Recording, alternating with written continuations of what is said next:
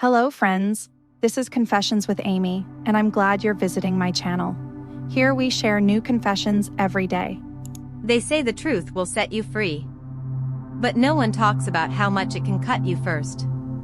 It was a rainy Tuesday in Portland, the kind that feels like the sky's apology for everything that went unsaid. I was sitting in my apartment, sipping lukewarm coffee from a chipped mug, scrolling half-heartedly through my sister's Instagram stories. Not out of jealousy, more like morbid curiosity. That's when I saw it. A boomerang of Cora twirling in a spacious, sun-drenched condo with floor-to-ceiling windows, tagged in Jackson Hole. The caption read, "New place. Thanks, Dad #grateful #blessed." My stomach twisted, but I didn't let myself react at first. Cora had always been dramatic. Maybe it was a joke. Maybe she meant thanks for helping with moving boxes or for moral support. But something about the way she panned across that polished marble kitchen island told me this wasn't a bluff. I picked up the phone and called my mother. "Mom," I asked casually, "did Dad help Cora buy a new place?" She hesitated. And right there, in the pause, I knew. "Well, sweetheart," she began, in that tone that only parents master when trying to sound neutral, "your father set up a little something for Cora a while ago. A trust. Nothing extravagant. A trust. A trust fund." I felt a noise building in my throat, but I swallowed it like a stone. I asked no more questions. I ended the call. Then I sat there in the quiet, my coffee forgotten, letting the words echo like a bell down an empty hall. A trust fund. For her. Only her.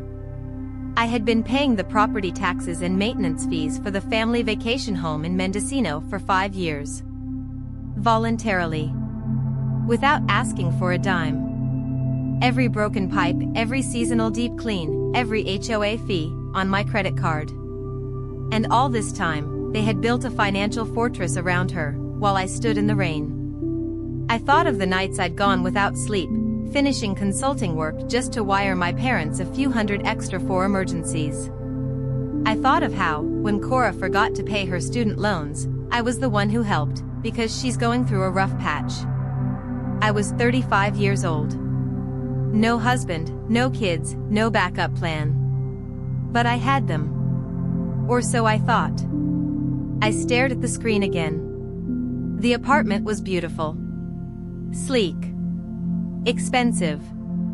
And very much not mine. That night, I made a quiet decision. No more. No more payments. No more covering bills. No more pretending we were all in the same boat. They had a lifeboat for her. I was the boat. I didn't call them. Not that week, not the week after.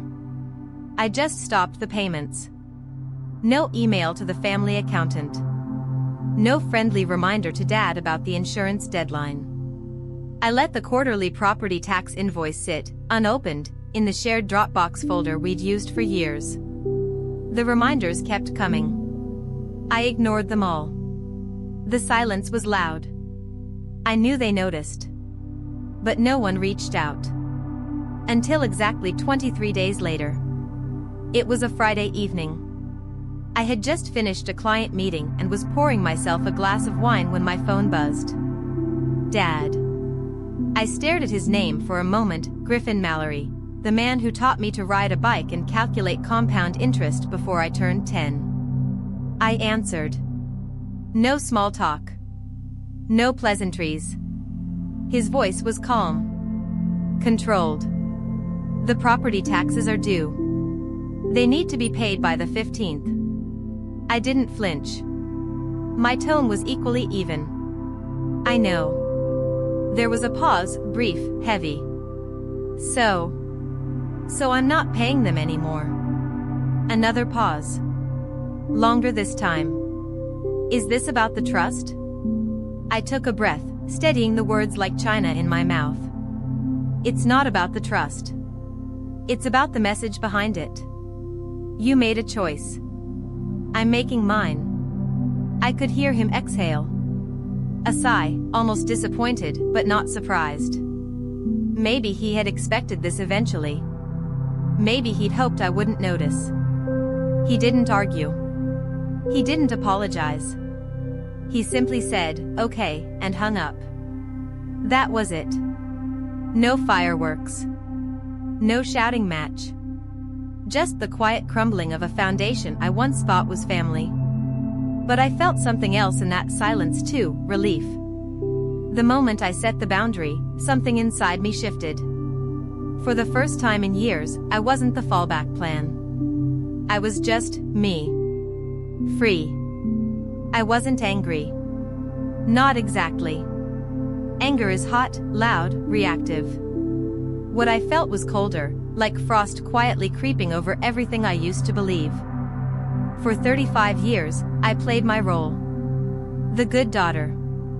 The reliable one. The one who answered the phone at 2 a.m., who sent money before anyone asked, who remembered birthdays and bought thoughtful gifts.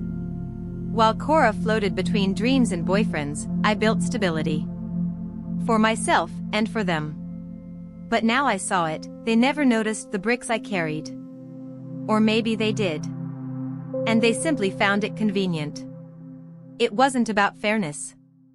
Life's not fair. I get that. But it was about recognition. Respect. And trust. Not the financial kind. The human kind. The trust fund in Cora's name made everything clear. I wasn't the daughter they felt they needed to protect. I was the one expected to protect them. A few days after Dad's call, I drove out to the vacation house in Mendocino for the first time since the silence began. Not out of nostalgia, just to see it one last time. The house sat at the edge of a cliff, overlooking the Pacific. It used to feel like home. Now, it looked like a stranger in a familiar sweater. The wind was sharp that day. I stood outside, staring at the porch light I'd personally replaced last winter, at the bench I'd restained by hand, at the rosemary bush I planted next to the steps. All of it, my time, my money, my care. And yet none of it was mine. I didn't go inside. I left the key on the welcome mat, under the ceramic frog Mom insisted on keeping. I didn't even text her to say I'd been there. They didn't need me anymore. Or maybe they never did. That night, driving back through the redwoods, I felt something deep and strange peace. Not a soft, gentle peace. No. This was the jagged kind. The kind you earn after a quiet war. I wasn't running away. I was stepping out of a role I never auditioned for. The good daughter disappeared that day. And I didn't miss her. The first week after I stepped back felt like quitting caffeine. Restless, uncertain, a bit like withdrawal. I checked my phone too often. Out of habit, not hope. No calls from Mom. No follow-up from Dad. Cora? Radio silence. It was strange. For people who had grown so used to my presence, my support, my money, you'd think my absence would create some vacuum. But if it did, they never let it show.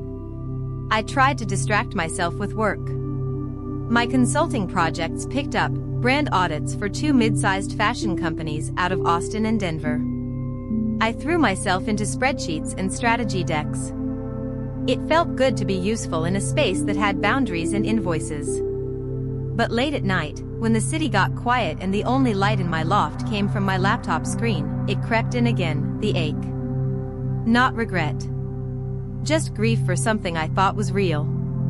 Then came the voicemail. It was a Thursday. I had just come out of Pilates when I saw the missed call from Mom. She never left voicemails. Ever. But this one was 45 seconds long. I waited until I got home, sat on the edge of my bed, and hit play. "Hey, sweetheart. Just checking in. Your dad's been, well, he's been distracted lately. I know things feel strange, but maybe we could talk soon. Just us girls." Cora says hi. She's in Montana now, you know how she loves horses, anyway, just call when you can, okay? Love you. She said it like nothing had happened. As if Montana and horses could fill the canyon between us. But what caught me was the phrase, "Your dad's been distracted." Not upset. Not angry. Distracted. I didn't know whether to laugh or cry. I didn't call her back. I didn't even save the voicemail. Because here's the truth no one tells you: when you stop feeding dysfunction, it doesn't starve, it pouts. It sends breadcrumbs of affection to lure you back into the role. The helper. The fixer. The financier. But I wasn't hungry anymore. That night, I poured a glass of Tempranillo, lit a candle, and drafted a budget for a solo trip to Lisbon. Just me, a carry-on, and no one else's needs to carry. For the first time in a long time, my life felt like mine again. Not borrowed.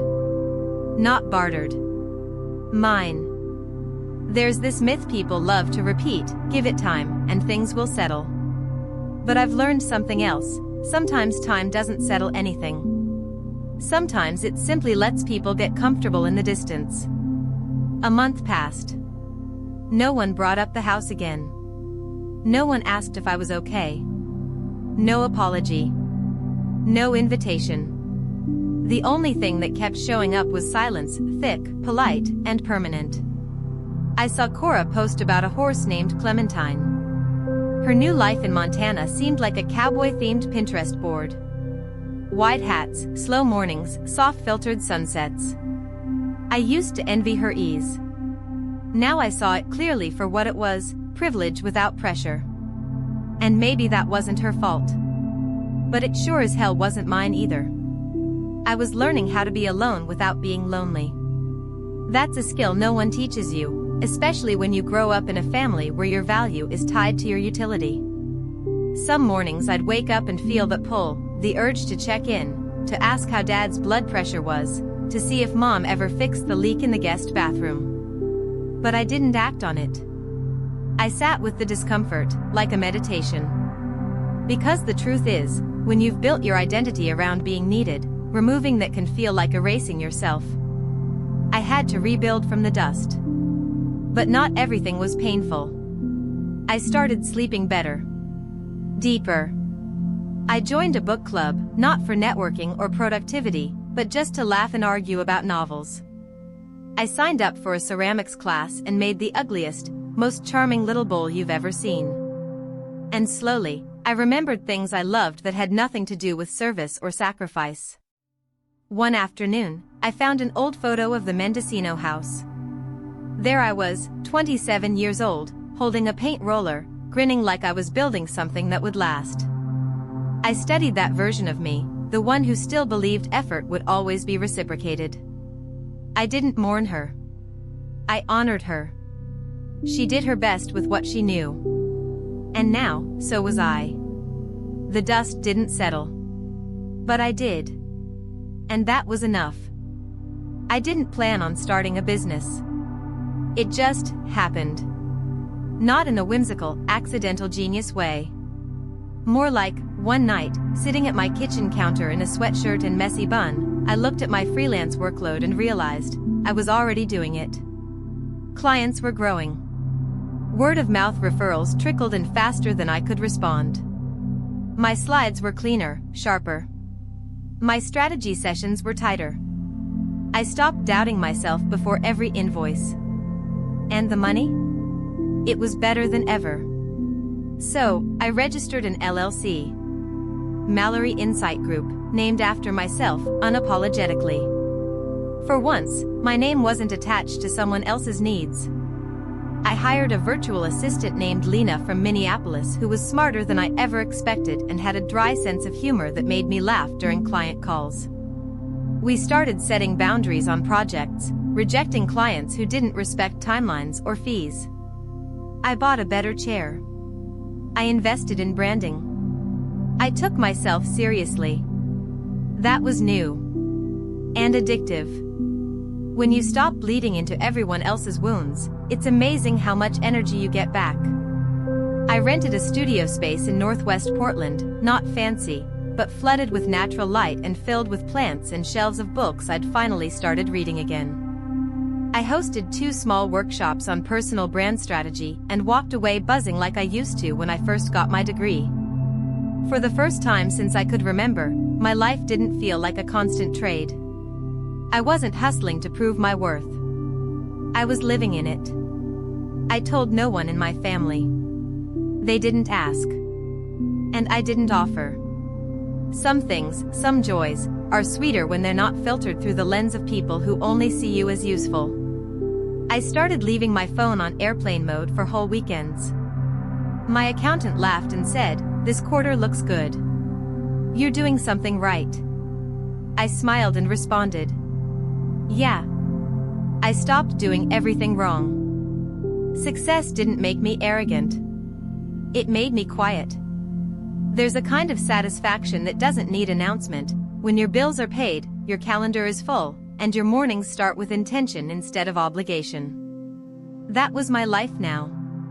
Some evenings I'd walk home from the studio through the Pearl District, watching couples sip wine on patios, dogs tugging their leashes, the smell of jasmine threading through the city air.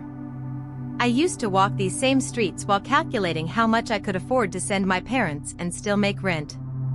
Now I walked with both hands in my pockets, listening to music, smiling at nothing. I didn't owe anyone anymore. And I didn't feel guilty about it. Mom called once in April. Left a message again. Chorus thinking of selling that condo. Can you believe it? Already tired of it. I swear, she moves like the wind. Anyway, we were just talking about how quiet it's been without your voice. Maybe we can do lunch? I stared at the screen. It wasn't a trap. It was just predictable. The undertow of guilt no longer pulled me under. I didn't call back. Not out of bitterness, but because I didn't want to play that version of myself anymore. I was no longer their silent fixer. I was someone else now. Someone who started buying herself fresh flowers every Sunday. Who turned down a client because they felt off. Who read poetry again, not to impress, but to feel. I'd built a life that didn't require applause or permission. One small, mindful piece at a time.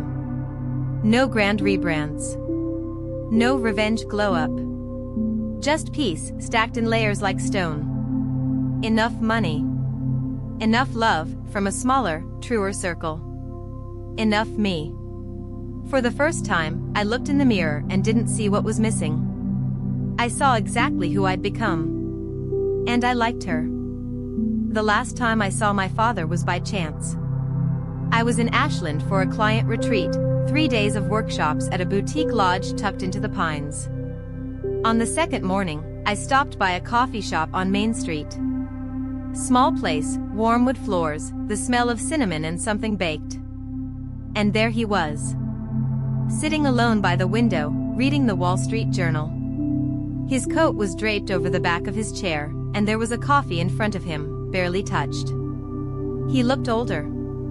Tired in a way that had nothing to do with age. He noticed me instantly.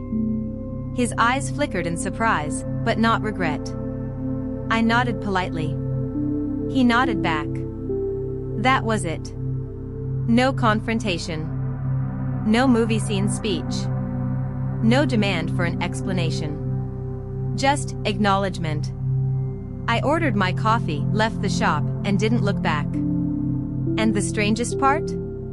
It didn't hurt. Because I no longer needed to be understood. I no longer needed a version of my father that might never exist. Some victories aren't loud. They don't come with applause or redemption arcs. Some victories are the ones where you quietly return to yourself after years of being everyone else's support beam. Where you draw a boundary and stick to it. Where your silence is not withdrawal, but wisdom. A few months later, I launched my second business offering mentorship for women who were, like I had been, carrying their families financially and emotionally. It wasn't about revenge. It was about reclamation, helping women choose themselves, unapologetically. I built a community. I built wealth. I built ease. Sometimes, late at night, I'd wonder if they ever talked about me. If my mother ever brought my name up after too much wine. If Cora ever thought to say thank you, not just for what I did, but for what I stopped doing. Maybe. Maybe not. But I had stopped needing closure. I had become it. And as I stood one morning by the window of my new apartment, sunlight pouring in, coffee warm in my hand, a dog I had adopted asleep at my feet, I felt it again. That quiet, certain voice inside me whispering. You chose yourself. And it saved you.